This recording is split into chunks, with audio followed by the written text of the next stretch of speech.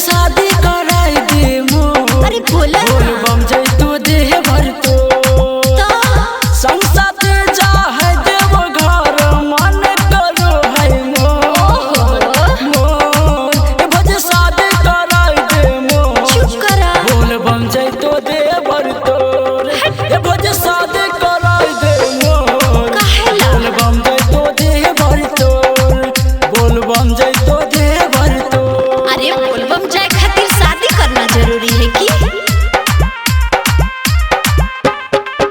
बोला बोला बाबा महेंद्रनाथ की। हमरो मन करो है भौजी की? जाए के देवो घर।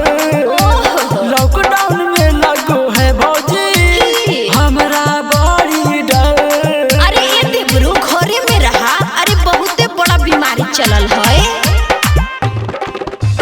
हमरो मन करो है भौजी की? जाए के देवो घर। अरे काहेला? लॉकडाउन में लगो है भौजी की? हमरा बड़ी डर। अरे ई बेर छोड़ दा, अगला साल चल जिहा। ये भौजी शादी कराई दम। हे भगवान। बोल बम जैतो देवर तो। अरे ना हो। भौजी शादी कराई दम। अरे अभी छोटा पड़ो ना। जैतो देवर तो बोल बम जैतो देवर तो। देखा देवरू जाए के मन हो तो जा, शादी उदी कुछ नहीं करबो तोहार।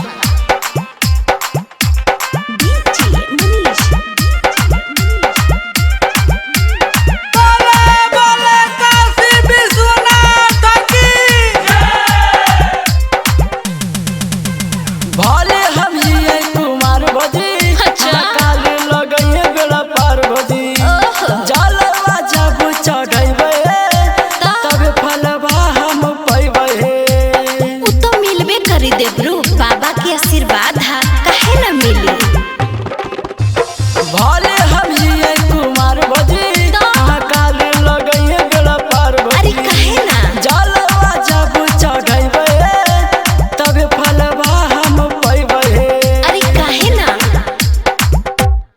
ये भोज कावर सजाई दे मोर। हाँ। बोल बम जैतो देवर तो। अच्छा ठीक है ये वो। भोज कावर सजाई दे मोर। हाँ। बोल बम जैतो देवर तोर बोल बम जैतो देवर तोर।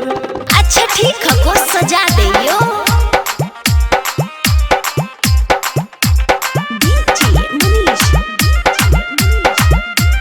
बोला बोला बाबा महेंद्रनाथ की।